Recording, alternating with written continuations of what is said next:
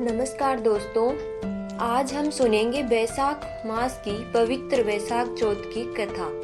यह व्रत विशेष रूप से भगवान श्री गणेश जी को समर्पित होता है।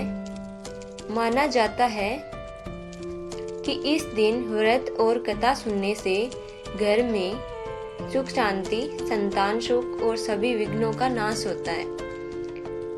बैसाख चौथ का अपना अलग महत्व है। हिंदू पंचांग के अनुसार बैसाख मास की कृष्ण पक्ष की चतुर्थी को बैसाख चौथ मनाई जाती है। यह दिन विघ्नहर्ता प्रथम पूज्य भगवान श्री गणेश जी की आराधना के लिए अत्यंत शुभ माना जाता है। इस दिन विशेष रूप से माताएं अपने बच्चों की बैसाख चौथ की पौराणिक कथा इस प्रकार है। प्राचीन समय की बात है, एक नगर में एक साहूकार और उसकी पत्नी रहते थे। उनके पास धन धान्य की कोई कमी नहीं थी, लेकिन उन्हें संतान सुख प्राप्त नहीं था। इस कारण दोनों बहुत दुखी रहते थे। एक दिन साहूकार की पत्नी ने एक वृद्धा से अपने दुख का कारण बताया।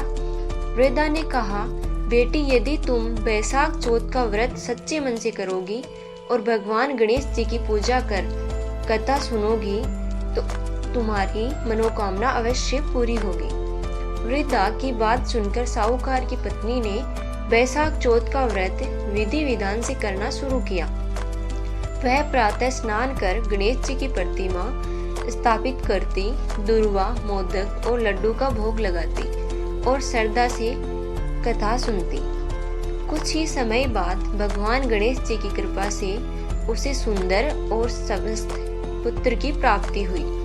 पूरा घर खुशियों से भर गया, लेकिन एक दिन वह बालक अचानक बीमार पड़ गया।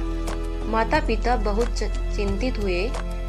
साहूकार की पत्नी को वृद्धा की बात याद आई। उसने पुनः सच्चे मन से गणेश जी का स्मरण किया और व्रत रखा। भगवान गणेश जी उसकी भक्ति से प्रसन्न हुए और बालक को स्वस्थ कर दिया।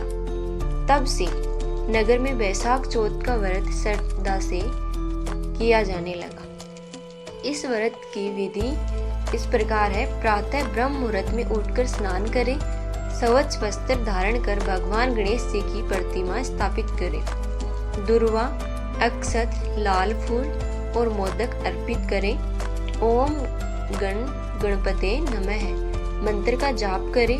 शाम को चंद्र दर्शन के बाद व्रत का पारण करें। इस व्रत से जैसे संतान सुख की प्राप्ति, परिवार में सुख शांति, आर्थिक उन्नति और सभी विघ्नों का नाश होता है। तो यह थी बैसाख चौथ की पावन कथा। यदि आप भी सच्चे मन से भगवान गणेश जी की आराधना करेंगे तो वे आपके जीवन के सभी कष्ट दूर करेंगे। अगर आपको यह कथा पसंद आई हो तो इसे अपने